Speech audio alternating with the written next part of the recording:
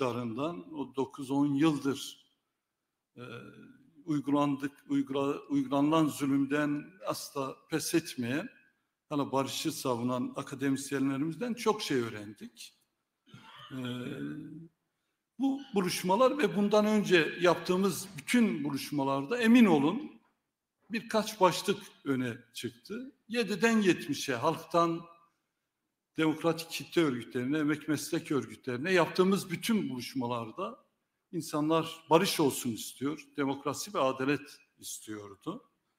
Biz de barış, demokrasi ve adalet isteyen halklarımıza layık bir mücadele yürüteceğimizi bir kez daha buradan belirtmek istiyorum. Şimdi Orta Doğu'da çok önemli gelişmeler oluyor.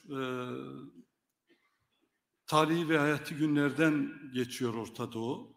Türkiye kendi barış sürecini konuşurken Suriye'de yeni bir devletin inşası konusunda tartışmalar yürüyor. Irak'ta bir seçim yapıldı, hep beraber izledik. İran'da da o jeopolitik gerilimler devam ediyor. Ayrıca İran'da hak ve özgürlükler arayan kesimler de mücadelelerine devam ediyor. Bu önceki haftanın en önemli gelişmelerinden birisi Suriye Geçici Hükümet Başkanı Ahmet El-Şara'nın ABD ziyaretiydi.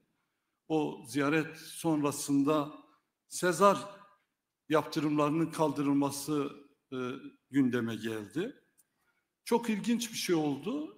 Daha düne kadar Suriye rejimi karşısında mücadele eden, işte hakkını hukukunu arayanlar da bu Sezar yaptırımlarının kaldırılması sonrası memnuniyetlerini dile getirdiler. Bu aslında çok önemlidir.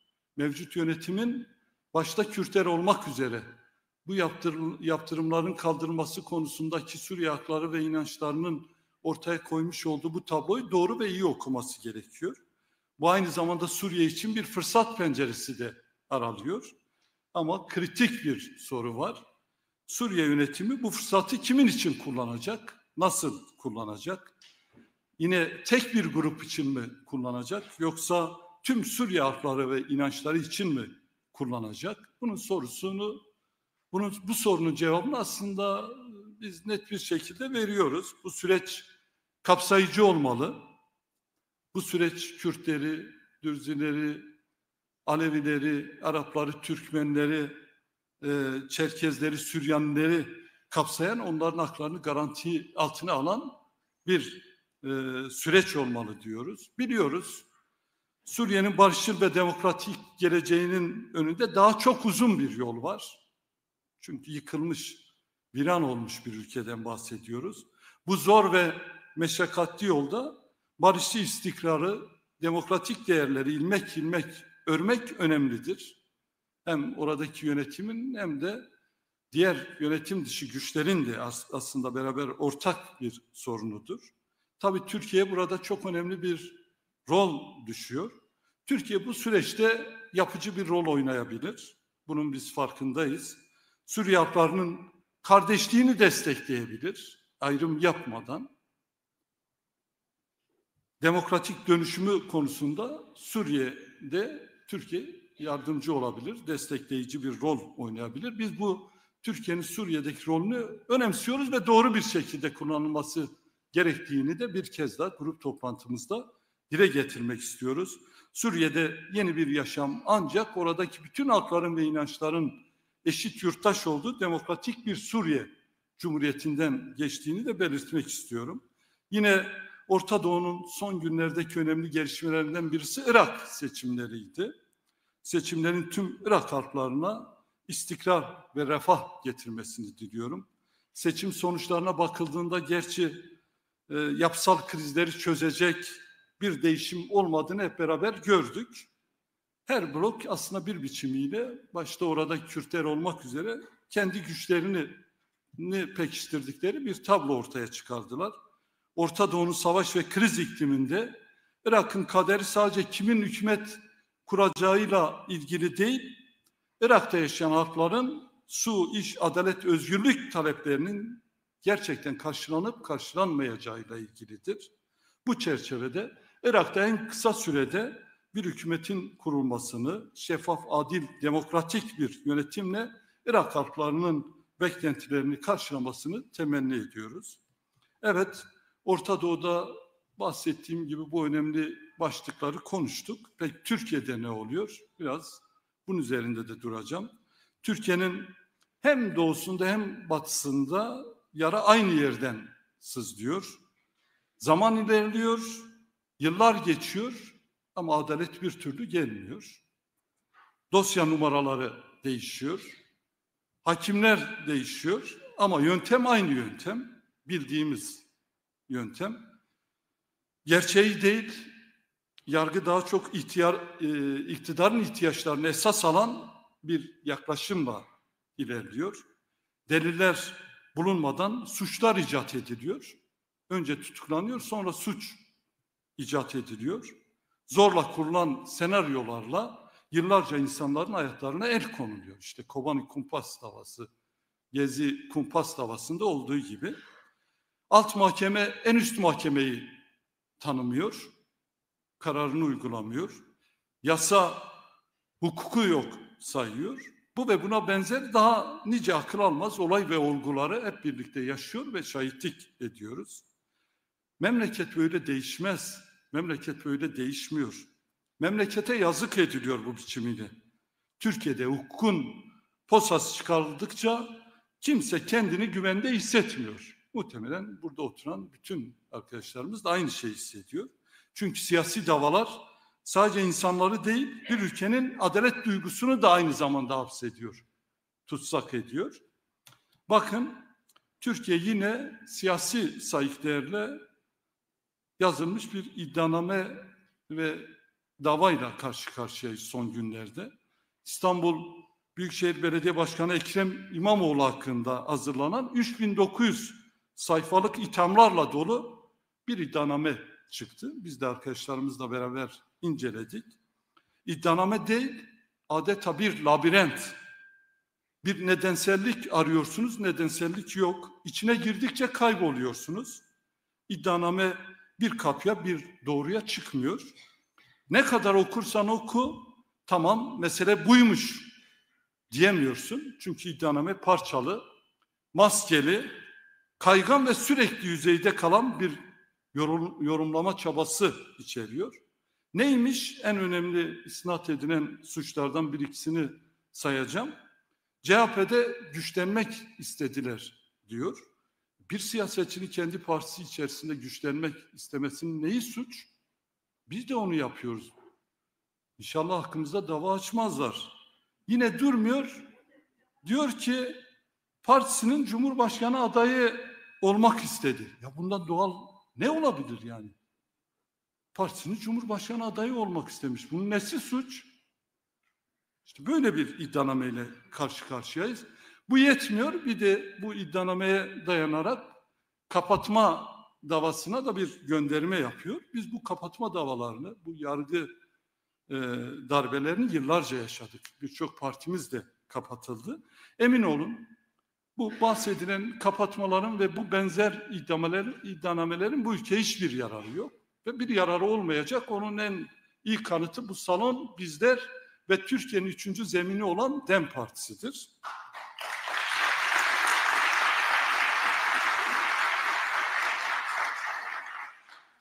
Bununla bitmiyor. AİM karar vermiş, AYM karar vermiş. Bunlar uygulanmayarak bu hukuksuzluk giderek büyütülüyor. AİM 3 defa Figen Yüksekdağ, Selahattin Demirtaş, Kobani Kumpas davasında yargılanan arkadaşlarımızın cezaevinde kalmaması gerektiği yönünde bir karar vermiş. AİM kime diyor onu da bilmiyorum. Niye biz burada defalarca dile getiriyoruz da yargı bunu üstüne almıyor, onu da anlamakta güçlük çekiyorum. AYM'nin kararlarını zaten hiçe sayıyorlar. Dolayısıyla AİM ve AYM kararları da aslında bir an önce uygulanmalı. Mesela size bir örnek vereceğim. Çok ilginçtir. Belki Türkiye kamuoyunun gündemine bunun gibi örnekler çok. Bu ilk defa gelecek. Van'da Öner ailesi var. Onların bir üyesi olan Nevzat Öner diye bir vatandaş var. Normal vatandaş. Aracının jantı başka bir aracın jantına benzediği için Yani birisi ifade vermiş, demiş ki buradan işte bu olayı yapan arabanın jantını tarif etmiş. Onlar da bütün Van'ı taramışlar, aramışlar ya da öyle önlerine gelen o janta benziyor mu benzemiyor mu onu da bilmiyoruz. Jantı tarif edilen arabanın jantına benzediği için Nevzat Öner'e 3 defa ağırlaştırılmış, müebbet hapis cezası verilmiş. Daha 3 gün önce Iğdır İl Eş Başkanlığımızı yapmış Mehmet Selçuk Başkan'a 9 yıl sonra bir itirafçının itirafları üzerine 13 defa ağırlaştırılmış müebbet cezası verildi. Yani bu örnekleri saysak zaten günlerimizi alır, kısa geçeceğim. Bunun dışında bu cezaevi gözlem kurulları var. Öyle garip kararlar veriyorlar ki aslında milletin aklıyla, fikriyle alay ediyorlar ama kendilerinin alaylık olduklarını sanırım farkında değiller. Çünkü o cezaevi duvarlarının dışına çıkıp toplum ne düşünüyor onun farkında değiller. Ne diyor? Diyor ki çok kitap okudun, cezanı tamamladın ama seni bırakmıyorum. Cezaevinde insan ne yapar bilmiyorum. İnşallah bir gün o karar verenler de girer de başka bir şey icat ederler. Oradakiler de kitap yerine onların icat ettiği o buluşlarla ilgilenirler. Fazla su kullanmış. Ne güzel temizlik yapıyor. Herkes sizin gibi kirli değil. Ne yapalım? Bundan dolayı infazı yakıyorlar. Emin olun bu çok trajikomik. Bir tane arkadaşa şeyi soruyorlar. Eşini mi seviyorsun, örgütünü mü? Şimdi ne desin? Eşimi seviyorum desen oradaki siyasiler nasıl örgütü sevmesin diyecek. Örgütümü seviyorum desen eşiyle ilişkileri bozulacak. İkisini seviyorum desen zaten orada kaldı artık.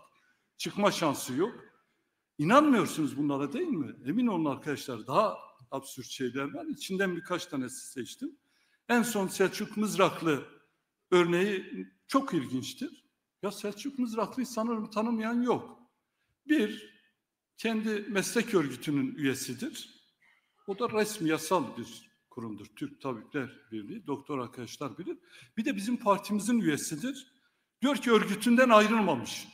Ya Türkiye'nin 3. büyük partisinin üyesidir. Niye ayrılsın ki? Ve bu sebeplerle Selçuk Mızraklı Başkan hala içeride tutsak ediliyor. Bu akıl kumpasçı akıldır.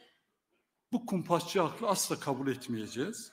Demokratik siyasetin rehin alınması ve parti kapatılma iması halk iradesine bir yargı darbesidir. Asla kabul etmiyoruz, etmeyeceğiz. Arkadaşlarımızı özgürleştirinceye kadar da bu trajikomik, bu absürt davaları bu kürsülerde dile getirmeye devam edeceğiz. Değerli arkadaşlar, demokrasi yalnızca sandığa gitmekle değil, önemli olan sandıktan çıkan sonuca saygı göstermektir. Unutmayalım, hukuk siyasetin gölgesinde kaldığında devletle toplum arasındaki güvenin köprüleri yıkılır, barışın zemini oyulur. Bu sebeple Türkiye'de siyaseti iddianame esaretinden kurtarmanın zamanı geldi, geçiyor. Siyasetin itibarını sağlamanın ilk yolu siyasetçileri adliye koridorlarından kurtarmaktır. DEM Parti olarak altını bir kez daha çiziyoruz. Defalarca çizdik. Bu sefer grubumuz da bayağı kalabalık, sanırım herhalde alkış seslerinizden dolayı duyarlar. Biz demokrasiyle barışı birbirine alternatif değil, birbirinin nefesi sayıyoruz. İkisini ayıran, birini diğerine feda eden her yaklaşımı reddediyoruz. Her ikisini de varlık sebebimiz kabul ediyoruz ve kabul etmeye devam edeceğiz. DEM Parti olarak biz yargının siyaseti zincire vurmadı, yerel yönetimlerin yetki ve kaynaklarıyla güçlendiği, sandıktan çıkan halk iradesine amaçsız, fakatsız saygı duyulan demokratik bir Türkiye için mücadelemizi kararlılıkla sürdüreceğimizi belirtiyorum.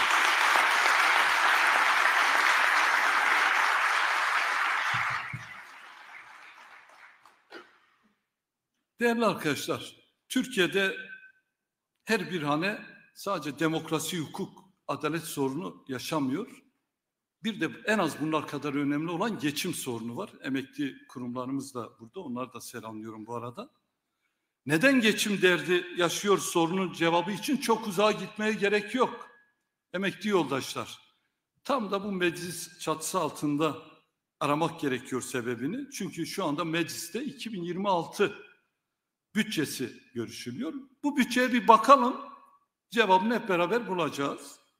Geçim derdi çekmemizin sebebi aslında bu bütçededir. Bakın, 2026 bütçesinde faize 2 trilyon 742 milyar lira, savunmaya 2 trilyon 155 milyar lira, yani faiz savunmadan daha önce geliyor. Vergi harcamalarına 3 trilyon 597 milyar lira ayrılmasıdır geçim sebebimiz. Bütçe gelirlerinin yarısı tam bu 3 kalemdeki çevrelere gidiyor, bir azınlığa gidiyor. Kaynakları lobilere, yandaşlara ayıran iktidar milyonlarca insanı açlığa ve yoksulluğa terk ediyor. Türkiye'de yardıma muhtaç durumda neredeyse 20 milyon yurttaş var. Gelin bütçe görüşmeleri devam ederken faiz lobilerine faiz ödemiyoruz diyelim. Buyursunlar, biz diyoruz faize gidecek kaynağın yarısını 20 milyon yurttaşımızın sorunlarını çözmek için kullanalım. Diğer yarısını da her yıl düzenli olarak ekstradan emeklilere 71.500 lira kaynak olarak aktaralım diyoruz. Bakın, emekli örgütleri burada, kadın örgütleri burada, gençlik örgütleri, üniversite öğrencileri şu anda aramızda. Emekliler derin bir yoksullukla mücadele ediyor. Hayatta kalmaya çalışıyorlar. Tabii yaşadıklarımız bir hayatsa. Neden bu sefalet çekiyorlar? Çünkü kaynaklar yanlış yere kullanılıyor. İktidarın bütçe tercihleri yanlış. İktidarın bütçe tercihlerinde emekliler yok, öğrenciler yok, kadınlar yok. Bunlar gözetilmiyor. Bizim pusulamız emeklilerin iyi bir yaşam sürmesi, öğrencilerin rahatça okulunu okuması, kadınların emeklerinin karşılığını almasıdır. Peki iktidarın pusulası nedir? Rant, faiz ve israftır. Bir de emekli yılı ilan ediyorlar. O yılda emeklilerimiz ne kazandı kendileri daha iyi bilirler. Yetmiyor, bir de ekonomi uçuyor ama bir türlü emekçi uçmuyor. O zaman hodri meydan diyoruz. Biz diyoruz ki buyurun, yüreğiniz varsa faiz lobilerine res çekip emeklilerin, gençlerin, öğrencilerin, kadınların yüzünü beraber güldürelim. Peki faiz lobilerine res çekecek bir iktidar var mı? Gerçekten buna inanıyor muyuz? Yok. Kaynak var bütçede. Bütçe görüşmelerinde biz bir önerge verdik. Emekli arkadaşlarımız da bunu iyi dinlesinler. Gelin dedik, en düşük emekli maaşını yoksulluk sınırının yarısı olan 46 bin lira yapalım. Yılda 2 defa da enflasyon oranına göre arttıralım. Biliyorum bu da çok yetersiz. Ama partimiz şimdilik bütçeyi de gözeterek 46 bin lira ve yılda 2 defa enflasyon oranına göre iyileştirilmesini öneriyor. Londra'daki tefecilere çalışıyorlar. O 4. Levent'teki plazaları İstanbul'da olanlar bilir. Oradaki tüccarları önemsiyorlar. Ama emekliler, esnaf, okula giden öğrenci, sanayide çalışan insanlarımızı asla önemsemediklerini 2026 bütçe tartışmalarında bir kez daha görüyoruz. İşte bunun için yapılması gereken şey çok net. Bütçedeki tercihleri değiştirmek. 4. Levent'tekiler zaten yeterince zengin. Biraz daha kazanamayabilirler. Biraz daha silah almayabiliriz. Zaten bir çözüm, barış süreci tartışılıyor. Buraya gidecek paraları emeklilere, emekçilere bence harcayalım. Bütçenin tercihlerini de buna göre ayarlayalım.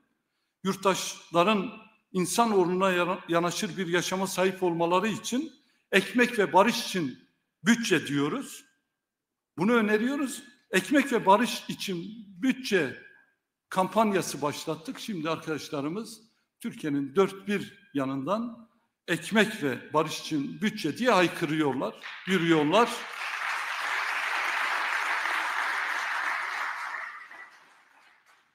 Yine tamamını özetleyerek şöyle söyleyeyim. Biz DEM Parti olarak diyoruz ki ülkenin kaynaklarını sermayeye, silahlara ve faiz lobilerine değil, halkın sofrasına aktaralım diyoruz. Değerli arkadaşlar,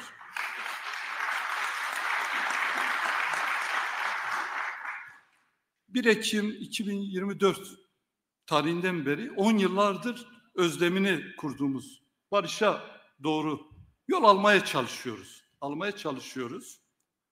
Geçtiğimiz hafta eş genel başkanımız Sayın Tülay Hatimoğulları bu kürsüden barışı neden savunmak gerektiğini ve barışı büyütmenin yollarını teker teker başlıklarıyla anlattı. Bu hafta da ben barışın ilk elden toplumsallaşması, büyümesi ve hızlanması için atılması gereken kimi adımları sizlerle paylaşacağım. Birincisi, geçiş dönemi yasası çıkarılmalı ve demokratik entegrasyon sağlanmalıdır. Her kalıcı barış hukuk zemininde kurulmuştur. Bizde de öyle olmalı. Hukuku olmayan barış olur mu? Dünyada yok. Silahların sustu ama hukukun konuşmadığı yerde belirsizlikler büyür. Güvensizlik yayılır. Siyaset küçülür, umut erozyona uğrar. Bundan ötürü sürecin geçiş dönemi yasası ile güvence altına alınması gerekir. Demokratik entegrasyon yasaları bu ülkenin tüm renklerine, tüm seslerine, tüm inançlarına yer açar. Çünkü bu bir toplumsal kucaklaşma iradesidir. İşte bu kucaklaşmayla barış için çok önemli bir aşamayı tamamlamış olacağız.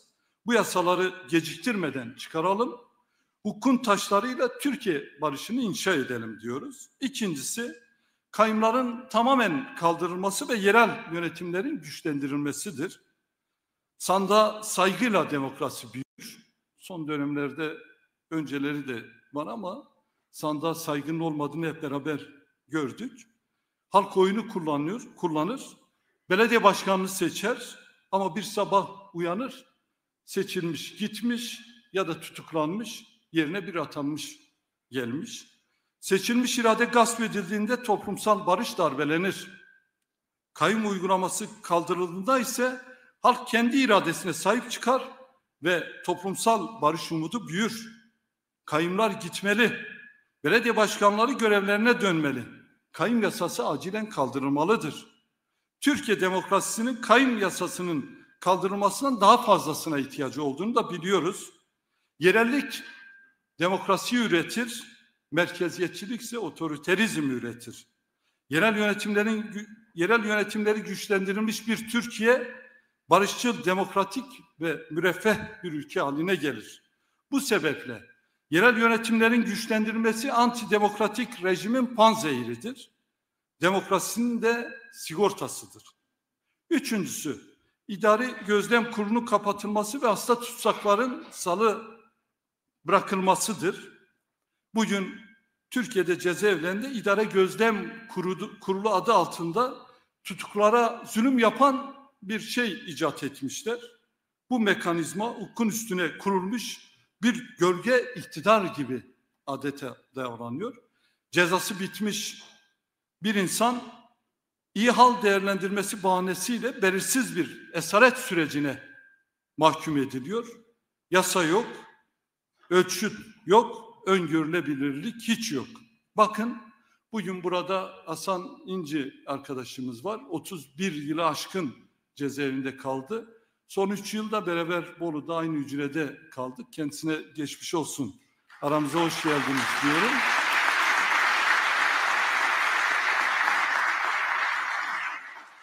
Şimdi Hasan arkadaş cezasını bitirdi. 2 yıla yakın da idare gözlem kurulu, çok kitap okudun.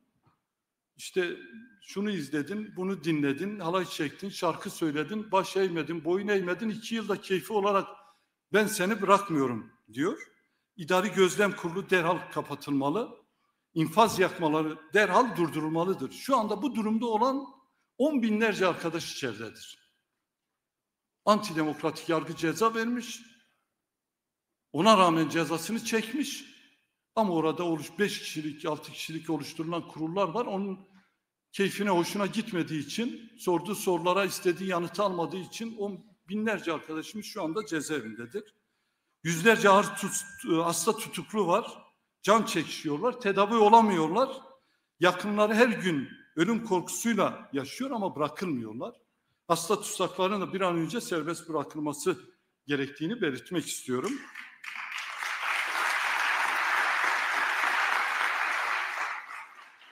Dördüncüsü, bu da çok önemli.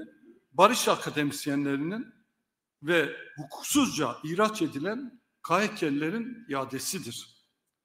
2016'da bu suça ortak olmayacağız diyen akademisyenler bugün konuştuğumuz aslında barışı savundular. Bu diyalog müzakere sürecini savundular. Masa kurulsun dediler. Barış istediler, masa kurulsun dediler diye üniversitelerinden atıldılar. Hayatları karartıldı. Meslekleri ellerinden alındı. Bazıları hukuk mücadelesi verirken yaşamını yitirdi. Hatta intihar edenler oldu. Barış çağrısı yapmak suç değil. Aksine asıl suç barışa karşı çıkmaktır.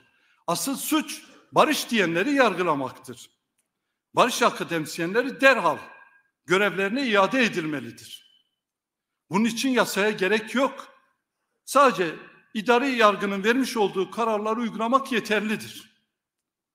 Bunun için yasaya gerek yok, Anayasa Mahkemesi kararlarının uygulanması yeterlidir. Bu arada 9-10 yıldır direnen, barış diyen, hatta hala onurluca barışı savunan barış akademisyenlerine de grup toplantımızdan selam, sevgi ve saygılarımızı gönderiyoruz. Yine on binlerce KHK mağduru şu yapıyla, bu yapıyla iltisaklı denilerek hukuksuz bir şekilde işlerinden alındılar. Bu toplu haksızlığa artık son verilmelidir. KHK mağdurları da derhal işlerine iade edilmelidir. Beşincisi adalet reformudur. Muhtemelen her birimizin kendi hanemizde, evimizde, akrabalarımızda yaşadığımız bir mesele. TCK, CMK, infaz kanunu değişmeli. Terörle mücadele kanunu komple ortadan kaldırılmalıdır. Düşünce suç olmamalı, basın özgür olmalı, ifade özgürlüğü güvence altına alınmalıdır. Ya insanlar düşüncelerini ifade etmekten korkuyorlar. Bu bir iktidarın ayıbıdır. Adalet seçici olamaz. Adalet zengin, fakir, güçlü, güçsüz, iktidar, muhalefet ayrımı yapmamalıdır. Bu soruları da kendisine sordurtmamalıdır. Cezada adalet, infazda eşitlik sağlanmalıdır. Toplum vicdanını yaralayan ve yüz kızartıcı suçlar dışında cezaevleri boşaltılmalıdır. Yargı reformu yapılmalı. Bu ülkede herkes için adalet tesis edilmelidir diyoruz. Değerli arkadaşlar, uzattım. Çok az bir bölüm kaldı. Bitireceğim. Son olarak bugün Meclis Komisyonu önemli bir toplantı gerçekleştirecek. Meclis Komisyonu barışın gereklerinin tümünü tabii ki yapamaz. Görev alanları belli. Ama barışa giden yolu adaletle, hukukla, demokrasiyle döşeyebilir. Her bir komisyon üyesinin bir çözüm aklına, bir çözüm vicdanına sahip olduğuna inanıyorum. Elbette ki önemli işler yapılırken kimi ithamlar, eleştiriler olabilir. Ama 100 yıllık tarihi bir meseleyi çözdüğümüz için kimi eleştirileri de bence kaldırmalıyız, katlanmalıyız. Çünkü barış sağlandığında 86 milyon insan yıllarca bizlere dua edecekler. Komisyon artık uzatmadan bir an önce İmralı'ya gitme konusunda bir cesurca bir karar almalıdır. Geçiş yasası netleştirilmeli, özgürlük yasaları tarif edilmeli, ihtisas komisyonları harekete geçirilmelidir. Bu komisyonun bunu başaracağına inanıyorum. Çünkü komisyon tarihin doğru yerinde duruyor. İnanıyoruz ki her bir komisyon üyesi yarın milyonların duasını alacağı bilinciyle hareket edecektir. Bu tarihi sorumluluk komisyonun omuzlarında ve biliyoruz ki bu sorumluluğu bu komisyon layıkıyla taşıyacaktır. Gülistan Başkan size de duyurunuz.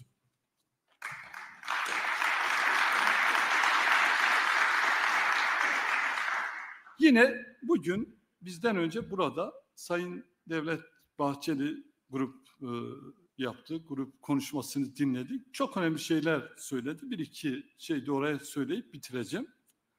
Sayın Bahçeli'nin biraz önce bu salonda komisyonun bir an önce çözümün asıl muhatabı Sayın Öcalan'la görüşmesine dair ifade ettikleri son derece önemli ve takdire şayandır. Komisyon gitmiyorsa ben giderim demesi tarihi bir sorumluluk alma cesaretini göstermektir. Biz her zaman diyaloğun ve yüz yüze görüşmenin ve sorunların masada konuşulmasının yanında olduk. Bunu savunduk. Sayın Bahçeli'nin 3 maymunu oynamaktan vazgeçelim çağrısı son derece isabetlidir. Sayın Bahçeli'nin süreci zamana yayan ve erteleyen tutumlara karşı süreci korumak ve enfekte olmasını engellemek için yaptığı bu çıkışın gereği bir an önce yapılmalıdır.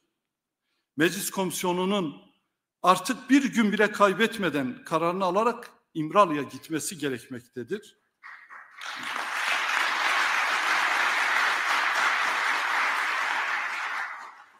İmralı'ya gitmeyi bir siyasi uyuşmazlık odağı haline getirmemek, tabuya çevirmemek doğru bir tutum olacaktır.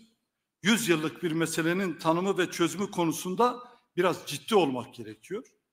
Herkes bilsin ki kararsız olanların ve ayak direyenlerin kaybedeceği, kararlı olanların kazanacağı bir sonu hep birlikte göreceğiz. Biz DEM Parti olarak başından beri söylüyoruz.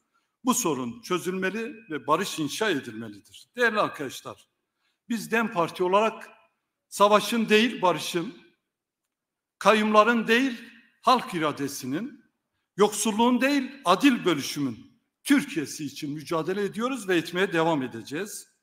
Barışı da, bütçeyi de, demokrasiyi de birbiriyle bağlantılı olarak görüyoruz. Halklarımızın iradesiyle, kadınların ve gençlerin cesaretiyle, emeklilerin alın teriyle inşallah bu dönemi büyüterek zafere ulaştıracağız. Korkuya değil, umuda yaslanan yeni bir başlangıcı hep birlikte yapacağımıza olan inançla hepinizi saygıyla, sevgiyle selamlıyorum. Eş Genel Başkanımız Tuncay